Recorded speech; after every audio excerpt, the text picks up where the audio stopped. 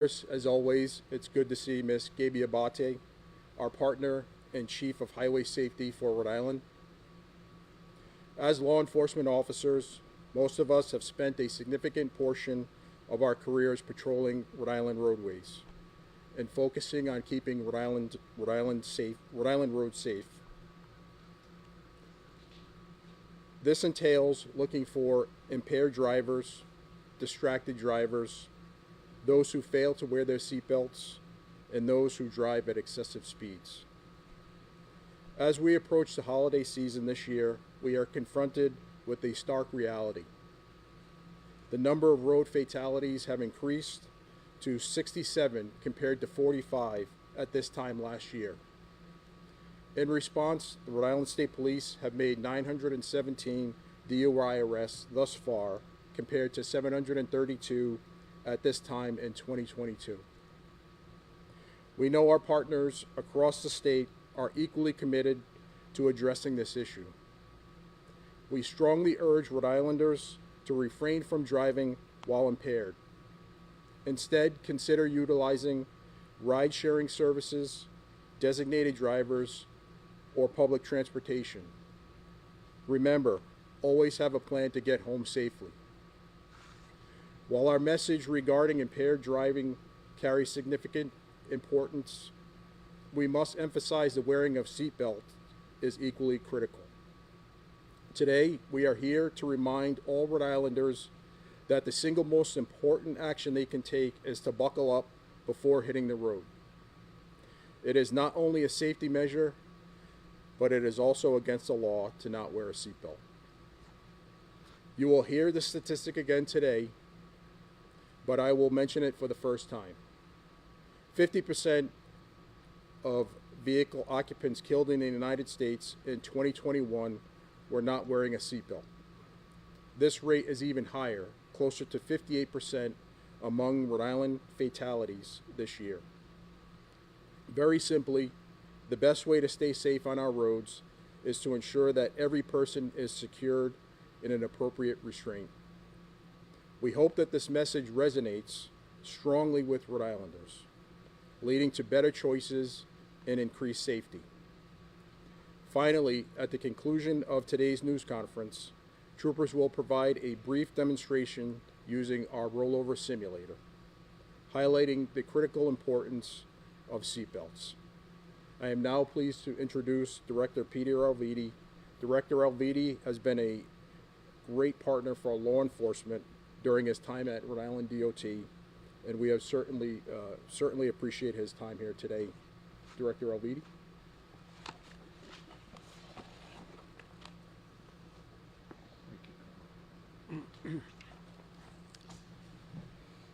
Thanks, Colonel, and thanks everyone for being here to help us get the word out. You know,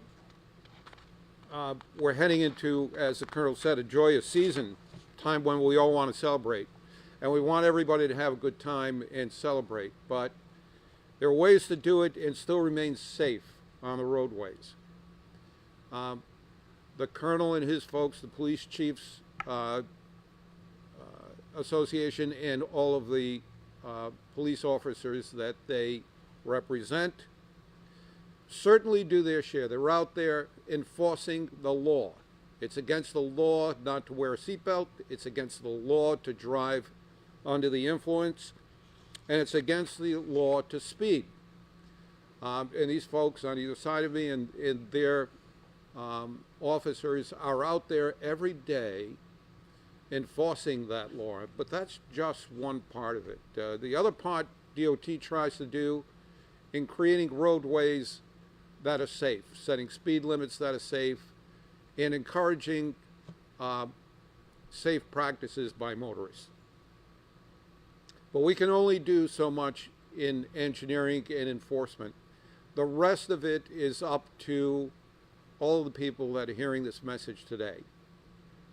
It's a cultural issue.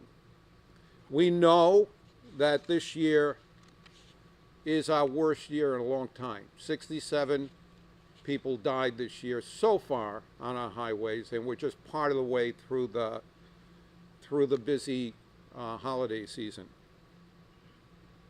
Last year we had 45, as the colonel mentioned.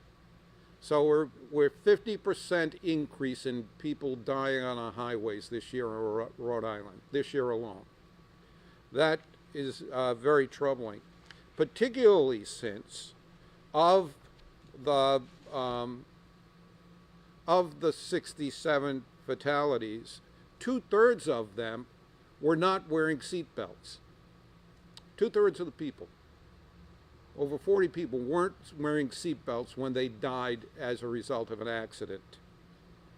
Another 17 of them involved impaired driving. And of them, 7 of them were under the influence of cannabis. Look, these, and a very high percentage were also speeding.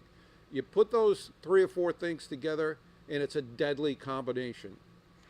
And these are all fatalities that could have been easily avoided with a click of a seatbelt, or with just staying home instead of getting behind the wheel of a car if you're impaired. So I, together with our partners here, our partnership grows stronger every year, but we need the people out there to become partners in this with us, to avoid the kinds of behavior, not wearing seatbelts, speeding, and driving under the influence. So help us out, help yourselves out this year, and act safely through the holiday season, and hopefully we'll get through this with all of our families and friends having a wonderful holiday season. Thanks.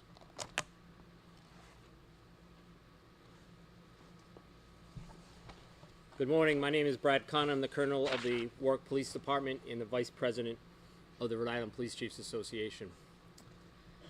It's a fact that seatbelts save lives. Many people have been killed in traffic crashes during the Thanksgiving holiday weekend, and many weren't wearing their seatbelts.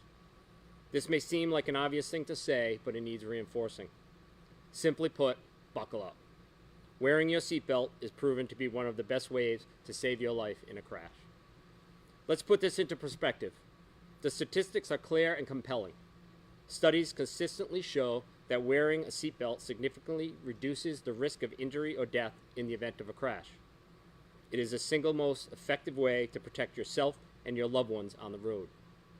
Police are not just enforcing a rule, we are promoting a life-saving habit. These habits are started at a young age when children learn these behaviors from their parents. Nearly half of motor vehicle occupants killed in crashes were not wearing their seatbelts. The biggest offenders are males between the ages of 18 and 34. While I want to emphasize this message to that group, I also urge each and every one of you to take the message to heart. Embrace the buckle up mentality, not just as a legal obligation, but as a commitment to the safety of yourself and others. Let us buckle up, stay focused on the roads, and ensure that our travels are free from unnecessary risks. Additionally, the scourge of drunk driving poses a severe threat to the safety of all road users. Driving under the influence jeopardizes lives and undermines the very fabric of our community. As part of our comprehensive approach, we will be increasing enforcement this Thanksgiving weekend, looking for impaired drivers, sending a clear message that drunk and drugged driving will not be tolerated. Use a rideshare app.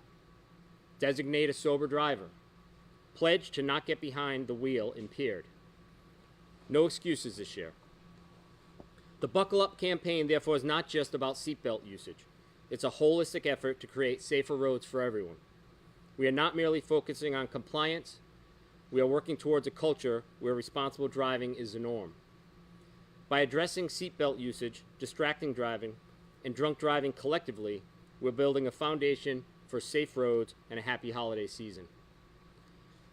As stated, police departments throughout the state are committing to added extra patrols throughout the holiday season to identify impaired drivers, speeders, and distracted drivers.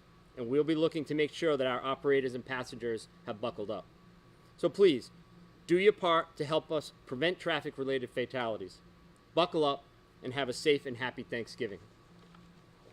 At this time, the Colonel, the Director, and I can answer any questions before we move on to the simulator.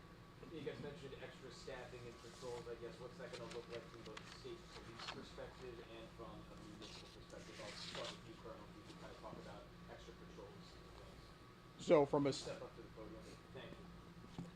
So from the state police side, we will have additional patrols. We have a specific unit that is dedicated to impaired driving, which is our traffic safety unit. And we will also have our regular patrols that will be increased as well. Will there be checkpoints throughout? We do not have checkpoints in the state of Rhode Island. We do not. How many people to that patrol that you mentioned that you're adding? We're going to have at least 20 troopers out on patrol. 20 extra troopers than normal?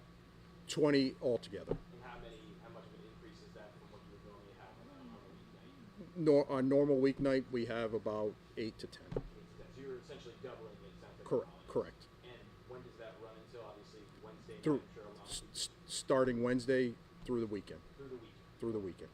And for you, Colonel Collin, what would that look like? Sure, very similar in the city of Warwick. We're going to have our routine patrols out there where we have a minimum of 14 officers within the city and the overnight hours. And we'll increase by adding dual occupant patrols. So we have 2 cars, so one will be doing the driving, the other one will be doing the looking out for impaired drivers. And are you doing checkpoints as well? I know it's kind of No, there are no checkpoints in the state.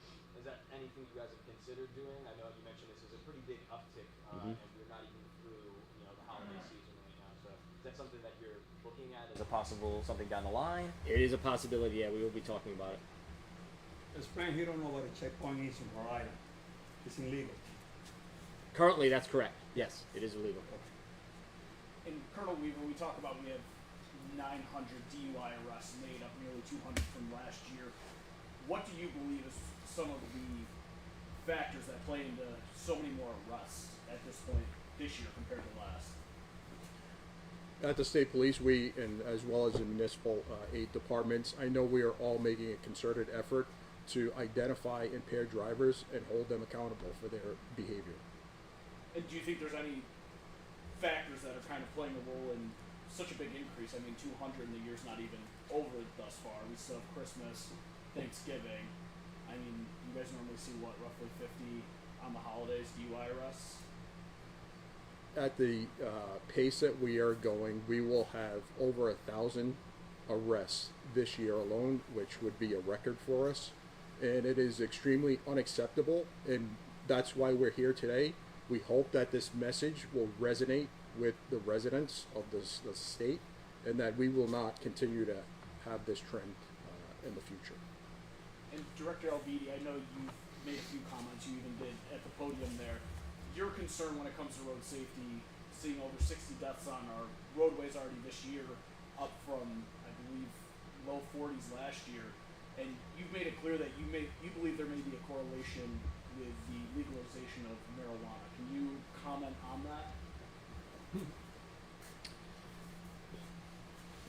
Use of any substance that intoxicates or alters your state of consciousness is something that's not only illegal, but it's just flat out wrong to do before you get behind the wheel of a car. 7 of the 67 people that died so far this year were driving under the influence of cannabis.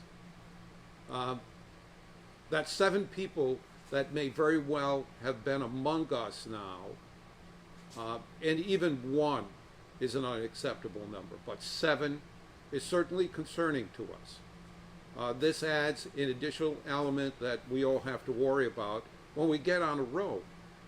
The people that aren't doing it have to worry about this as much as the people that are acting in an irresponsible way, because we're all the victims of their actions. So we would ask that whether it's cannabis, whether it's alcohol, any intoxicating substance, if you see someone about to get behind the wheel, especially if you love them and they're part of your family or they're a friend, stop them from doing that.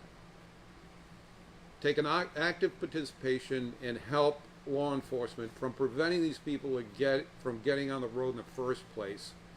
And between alcohol and drugs, at least 1/3 of the fatalities, almost half of the fatalities, would not have happened, and they'd still be living today if they hadn't got behind the wheel of a car. Thank you. Are there certain areas throughout maybe the state or the city that you guys are looking at a little bit more closely, maybe because of the crash data that we've gotten so far this year in terms of those patrols and things? It's a mix across the state. That's why it's going to take a concerted effort from everyone here to ensure that we have coverage and we stop the impaired drivers. Colonel, if I may, I just wanted to clarify something too, and give credit where credit is due, not just the leadership that's here, but to DOT and Director Alviti. So what many of you may not know is that the supplemental patrols that are out there for most agencies during this time and also during other campaigns is actually money that comes through DOT, which originates at NHTSA. So the partnership and why Director Alviti is always here and supportive is the fact that they're bringing the statistics to us, but also bringing federal money to work with the local agencies to bring those extra patrols that are out there. So I just wanted to make sure that everybody understands, because alone every community couldn't do it to add those types of patrols, especially around these times. So it's not just the leadership that's here of the law enforcement agencies, but also the director of DOT assisting us, and obviously Gaby Abadi, the chief of the highway safety, and her team. So I just wanted to add those 2 cents to that. So it's federal money that's helping staff these extra patrols, is what you're saying? I would venture that a large majority of those patrols are through federal funds that come through NHTSA, DOT, down to both the state and local patrols. For the holiday season. It happens throughout the year, Okay. but especially during these times, NHTSA identifies certain times, campaigns, that you will, and obviously the holiday seasons is one of those. Actually, some of the funding we're using to equip our officers with vehicles that are specifically used for DUI kind of interventions. What are those decked out with anything extra? I guess No, what do those look like? they're regular vehicles, but they're additional vehicles that the departments wouldn't normally be able to afford, that we're supplementing their funding so that they can have additional vehicles to put dedicated units out there specifically for detecting and arresting people who are driving under the influence. And it sounds like that's available throughout the year, but we definitely see an uptick in That's those vehicles. throughout the year Okay. that's available. But they're more commonly in use around these holiday seasons, is what you're No, they're telling in me? use additionally during the holiday seasons, but they're intended for use year round, and a lot of the additional arrests that you heard the Colonel talk about is because they've actually created specialized units that are experts at detecting who's out there driving under the influence and making those arrests, both at the local level and at the state police level. Colonel Weaver, I've got a question for you. 900 DUI arrests already this year. How frustrating is it for state police as well as our local police agencies when police go out, do their job, make these arrests, prove that these individuals were driving under the influence, yet they're back on the roads with just a slap on the wrist and a $500 fine, not weeks, if not a month later. And you end up getting a lot of repeat offenders, and we've seen individuals that have taken lives of teens in our community who have had several DUIs and still were able to be on our roadways. I mean, when you guys do your job to get these people into custody and make these arrests, and then they're let go just weeks later with just a slap on the wrist, how frustrating is that for state police and police departments across the state? Well, you said it. It's our job. So we are going to be there, and if people are operating impaired, we will arrest them, and they will face the consequences.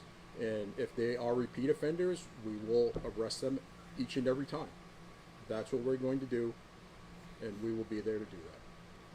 Thank you. And one more question for Colonel Connor. I know you had mentioned obviously you have some extra patrols and things for in the city of Warwick. There's a DUI kind of. There's like a ride share program that you guys are offering tomorrow night. Is that correct? Can you explain that a little bit to some of our viewers? That's correct. might And be you can watching? find more information on our Facebook and our website page. But the City of Warwick, not only are we offering rides home from or to a location in Warwick, but we're also are partnering with Mothers Against Drunk Driving to offer $20 coupons for an Uber ride. So you can scan the QR code.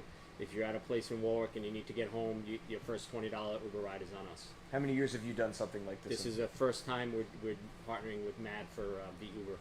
Why was it gift something you cards. wanted to start this year? I think it's important. I think rideshare is out there, but as the Colonel said, we're arresting thousands of drunk drivers a year, so the message isn't getting out there. So maybe if we can try offering a free ride, somebody will take it up and maybe save a life. Thank you. Great. Let's head outside.